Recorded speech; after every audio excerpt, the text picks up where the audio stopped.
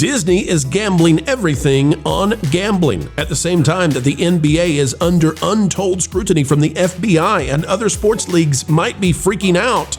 Disney is doubling down, going all in on ESPN being the place to be your bookie. Today we'll tell you why it's looky at Disney for everybody as they wonder, is this a big blunder for Bob Iger?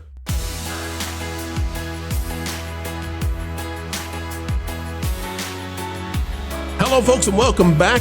Disney is putting away some of their friends in betting only to play hardball with even more money. It's the kind of story you need to know, and today we'll show you what's really going on. Click the like button, drop a comment down below, and here we go. It's another story of excellence coming for you. Coming to you from Joe Pompliano. It says, breaking: ESPN and Penn Entertainment are ending their sports betting partnership after signing a 10-year, $2 billion deal in 2023. I don't think it's been 10 years since 2023. I'm going to get out my mathematics stuff here and see if I can figure it out. Where's my calculator at? ESPN Bet will officially shut down next month with 8 years left of the initial agreement. Jonas, walk us through, if you can, sir, just a little bit about this one, and then we'll get into why it's shutting down. It has nothing to do with Bob Iger suddenly being afraid of betting due to the NBA scandal. Yeah, true. Yeah. So during the whole Nelson Peltz situation, which was later amplified by the joining of Ike Perlmutter into all that, where they controlled a large number of Disney shares, not a majority, obviously, but a large number of Disney shares. There were some moves that were made by the company in order to look like there were things going on that would look like prospects here, to raise the stock price and to say, no, the fundamentals of the company are strong, and look at all these other things that we've got going. Those things ranged from, by the way, we're going to launch a streaming service that is never going to happen. That was what was the name of that one? Venue Sports, which also got them sued. There were other ones, like a Taylor Swift concert that they overpaid for to get it onto Disney Plus, where no one was going to watch it. Penn Entertainment paid Disney $2 billion in one of these many situations here for a license to use the ESPN name. That's how this was phrased, as the license to use the ESPN name in order to sell gambling to the masses here. Now, Disney, after they very carefully worded that announcement, said that they would be integrating that gambling into the ESPN app, and they would be putting sports scores, and obviously they do sports scores anyways, in their coverage to try to sell gambling integrated into their programming on network television. All while trying to say that this was the next frontier for the company. So at some point a few months ago, we were getting rumblings that Penn Entertainment was not very satisfied with whatever they saw as the return on the $2 billion investment from Penn Entertainment. And it sounds like that's not going to happen here. And it's yet another deal that was made to jazz the stock price that is not coming to fruition. So it seems like they're going to pretend like something else is the next big thing for the Disney company when it comes to ESPN. Now, folks, if you thought this was the entire story, get ready, because there are twists and turns they're going to be presented to you. As we do so, though, let's get a twist and turn in here. It's a man who knows what needs to be said. It is Christian Toto from Hollywood and Toto. Welcome, sir. Let's do the twist like we did last summer. Let's do it, and it'll be a bummer if betting goes sideways for Disney. From the Hollywood Reporter, Tony Maglio has this one. ESPN gets right back in the betting business with a new partner. Yeah, they got rid of one and they jumped in with another super fast. Oh, brother. DraftKings now, and it's so fascinating to watch ESPN and Disney do this, because at the same time they're doing this, the FBI has a massive investigation ongoing into the NBA and beyond, including ties to the mafia. It says, remember when ESPN was exiting the sports betting business an hour ago? Not anymore. ESPN has now announced its new online gambling deal with DraftKings. Financial terms of the deal were not disclosed. DraftKings, ESPN's new online betting partner, is undoubtedly an upgrade from its expiring one, Penn Entertainment. A person with knowledge of the new deal tells The Hollywood Reporter it will be a more lucrative one for ESPN. Under its old deal, ESPN provided Penn with its name and marketing services. In exchange, ESPN got $150 million per year in cash payments and warrants to purchase Penn common stock. The arrangement was set to be 10 years with termination clause after 3. It made it about 2 years. So now, effective December 1st of this year, DraftKings is going to be the new scorer's table for ESPN. And this, I now believe, guys, will be rolled into ESPN Plus, the ESPN app. You can see, if you want to, you can go to the New York Post and see what Charlie Gasparino has to say about how sports could collapse. At least the leagues could, the NBA for sure, under this massive scandal that is growing. But it's so interesting to me, guys. The Mickey Mouse Clubhouse is determined to be going deeper and deeper into getting a sports bookie straight onto your TV inside your home. Christian, we'll go straight to you. I guess Disney really wants to have betting directly inside everybody's house. You go from Mickey Mouse diapers right on up to 18 years old. Micro bets, as they call them, placing a bet on who's going to score the most points in the next quarter, and they can stick it right on the TV screen.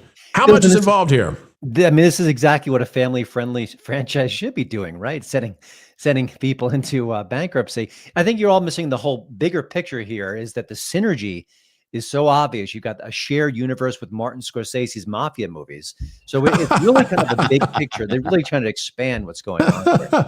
They're making their own content, their own fan fiction in real life. How about that? There's a lot of ways they could branch out. Yeah, it's amazing. It took a major scandal for people to think, geez, maybe this isn't the greatest idea. And I do love the fact that a lot of A-list names like Ben Affleck and Jamie Foxx have been kind of putting their mug on all these different betting sites. It's you'd think they'd have enough money, but apparently I am wrong. No. You could never have enough yachts. Never have enough yachts. A lot of yachts is not enough. Culture, this is very fascinating to me because you would think Disney would at least, I don't know, cool their jets. They could have this deal made behind the scenes and not reveal it until January or February. Once we get further along in this investigation, we find out how far it's going to go. But no, I mean, it took them an hour. It took them an hour to drop one and get another. Did it take them that long, or were they secretly already soliciting DraftKings as their next betting sponsor? You absolutely know that had to be the case. There's no way they made it happen this fast without that being the case. And when you look at it, I mean, Disney seems to have been purposefully fleeing the family branding for the last decade. The reintroduction of heavy drinking, not just in Epcot, but around all their parks, and the investment in bars and things like that have really kind of pointed far away from the family concept that Disney was all about, in addition to the terrible content they're making, both television and film. To me, and again, I'm going to reveal something. For a decade, I have been getting Disney research inquiries about my level of comfort with the introduction of alcohol in the parks, with the introduction of gambling. And originally, I thought they were leading towards having casinos on their cruise ships because they're the only cruise line that I'm aware of that doesn't have that. That's got to be going away real soon, you would think. Yeah. And with the new ship especially, I think they have an entire area ready to go for that very purpose. But when I look at this even further, in the perversion of the family imagery that Disney has suffered recently, I'm thinking they're going to put gambling machines in the castle at this point. Listen, I think there are opportunities here. We're making light of this, but seriously, what is to stop someone from sitting on Main Street, chugging a beer, and putting a little bet on how many people are going to be in the park that day? Place your bets on Lightning Lane. How high will it go? And also, you're going to be able to, on your lovely Disney Experience app on your phone, be able to check in with your digital bookie and place bets during the course of, riding on Matterhorn. So you'll be checking ride times and your prop bets. That's Disney's synergy at work now. Instead of having, a financial incentive for you to go and buy action figures, as we talked about in a previous segment, you're gonna be able to invest more heavily in whether or not the outcome that you have and double down your odds is on FIU playing particularly well on a given day, or maybe the Trojans, dominating what used to be the Pac-10. I don't even know where they are now. I don't know where any of these teams went. I'm going to throw one more in there because I always like to bring this up. ESPN, they're trying really hard to do something called NFL Fun Day Football, which is where they take Disney and Pixar characters and have them do color commentary from they set the first game in Andy's room. They did one with whatever, the Big City Greens, which is a Disney XD show, and now they're doing one that's Monsters University, Monsters Inc. themed. So the ESPN brand is one that they're also trying to use some of the more preschool facing content here to get people into football. You would think this is all American and wholesome, and then there's this seedy underbelly of if you want to put some money on the Cubbies or whatever. I know that's a different sport, but whatever. Baseball. I don't like the idea of this being a cradle to grave company that can look like they're trying to get children interested in something that ends up being gambling. Dude, it's Joe Camel all over again, and I don't think any legislators are looking at it that way. Mickey Mouse is Joe Camel. That's a pretty good reference. Cradle to grave, though, maybe they should get into urns. I don't know if they're doing that yet. Marvel urns. Well, they did sue that one family who put Spider-Man on the kids' grave. I think the Galactic marking their territory for later on. I think the Galactic Star Cruiser could be an excellent mausoleum. True, but I'm looking at a broader investigation than the one we're currently talking about. I think you're going to find the NFL's been corrupted by this, and I think professional baseball is one of the easiest ways to corrupt things, because you can tank your season and still get paid your enormous salary as a baseball player and just not hit a ball. Is there vast money involved in this culture? Oh, yeah, are you kidding me? Okay, then there will be corruption. That's how that works. And look, like I said, this will definitely touch the NFL in a way that they tried to solve 2 years ago, because they came across a number of players that were fully corrupt and were definitely doing some illicit things. Those people got suspended for a while. The NBA this has been a source. Christian knows this. The NBA has been a source of this kind of cheating for a long time. The NBA was one of the most corrupt sports, and they even went farther. You have to remember, it was the referees before that were the most bought off people, because they could throw the games. So it's just, I think it's pretty obvious that the legislation is going to have to come into place, or the antitrust exemptions are going to have to be removed from these leagues if they allow for this kind of active participation in gambling. Well, Nat, as we look at this, Disney is doubling down at a time when there's an investigation. And I just don't see any way that there can't be massive corruption, because basically, after the Supreme Court struck down, bans on gambling, you could have had a regulatory process come in, but that didn't happen. And so as a result, now these leagues, what they're allowing is players can actually bet on their buddies. So long as they're not playing in the game, they can bet on their buddies. And when you have young 20-year-olds with vast amounts of cash who want to send a lot of cash back to their families and all that kind of stuff, and they get involved with some high-rolling individuals out there, that corruption is going to flow in that kind of situation. And it doesn't seem like any of the fat cats want to slow it down. Not for a minute. They just want to keep going and push this. And I'm afraid it's all going to come collapsing down on Disney if they don't do something soon. Could it be because it's convenient for them to have young kids just doing whatever they want with money, since young kids are really good with money usually. But I think, as Culture was saying, Disney and a lot of the companies, it's not just Disney, that were supposed to be for kids are now catered to the adults who think they're kids, and we have completely forgotten about actual kids. I continue to hammer on about the playgrounds at McDonald's that have been completely removed, and now everything looks like a stale hospital.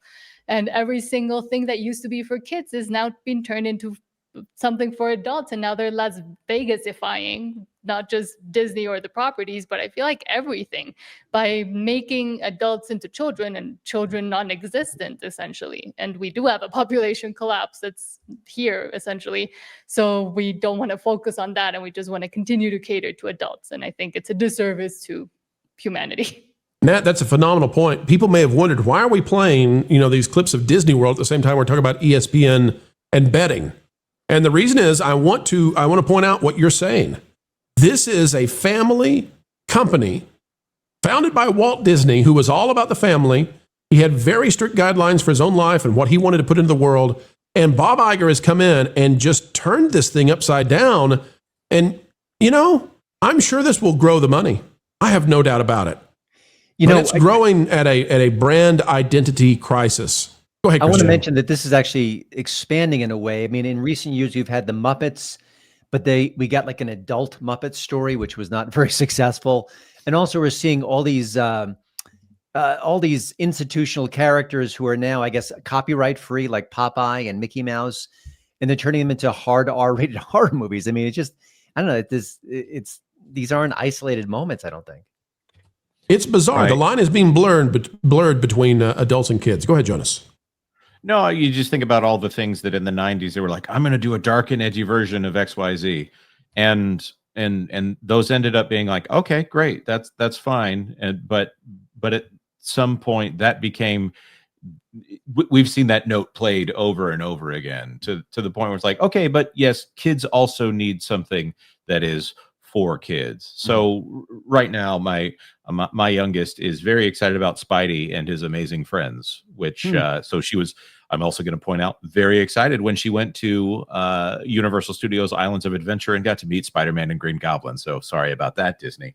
But looking at these characters, I was thinking, okay, well, if she's interested in these characters, is she going to want to see all of them on the big screen and hear them swearing and cursing? Is this the jump that we're making here? Or let's say it's Star Wars with the preschool show.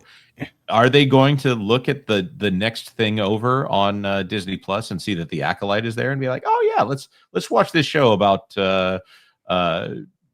it's not the word's not immaculate conception between two space lesbians, but it's essentially the plot of the show is very destructive and weird, and you don't want to read too much into it. But Disney is creating this bizarre feedback loop where they're trying. It's almost as if they're making these things to try to get the parents to say, "Oh, you'll love the same things I'll love." And so you watch this thing, so I have an excuse to buy this merchandise. It's almost as if they're trying to push this strange vicarious endorsement onto children, when I think a lot of kids are saying, no, thanks.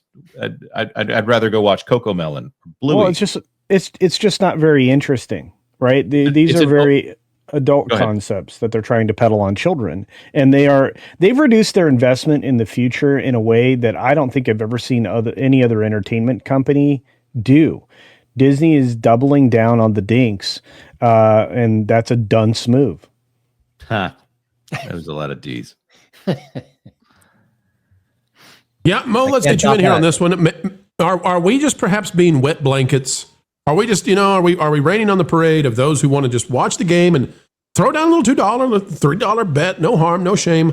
Or do you think that this is an insidious way for Disney to get more money out of people who perhaps are more vulnerable and might even get addicted to something Disney's offering?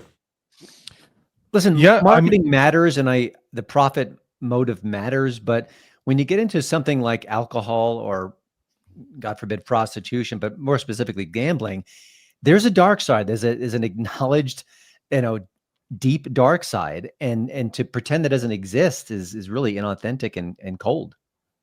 Yeah, absolutely. Mo, your thoughts? Obviously, we've had Disney separate their IPs through other names, like Hollywood Studios, Touchstone.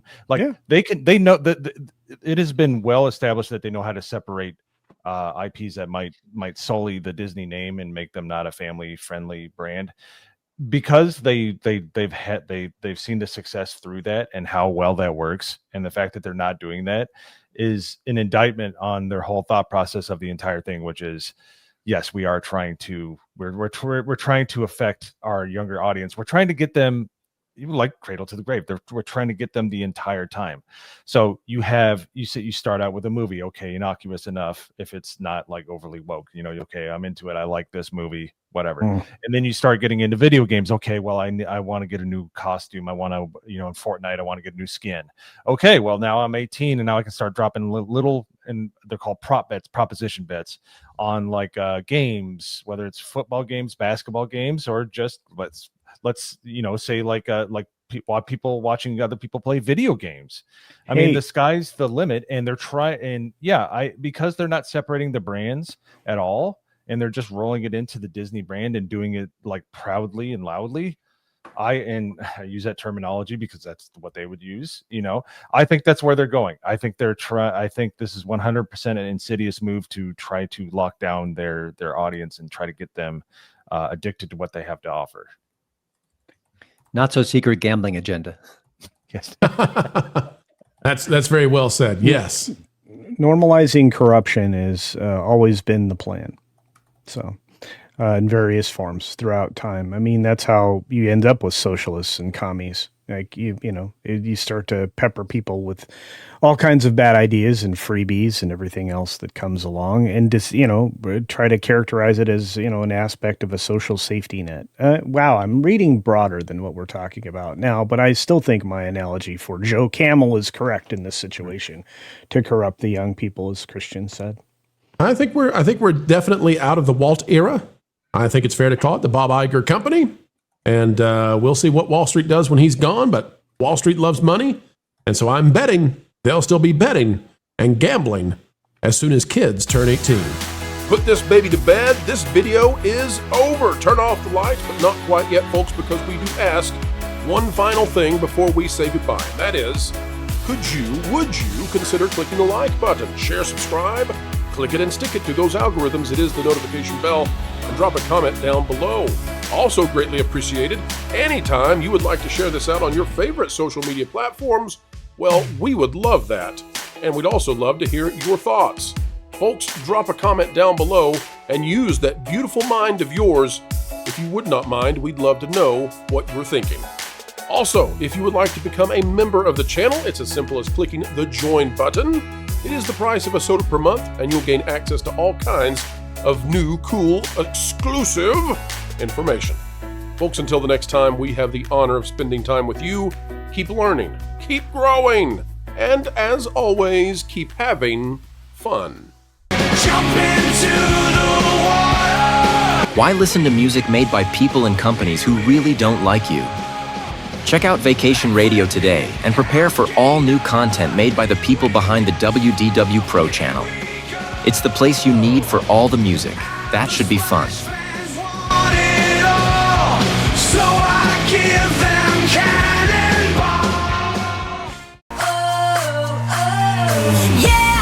Hundreds of songs, every genre you can imagine. Listen live on YouTube and enjoy a set list that's always sunny. It's Vacation Radio.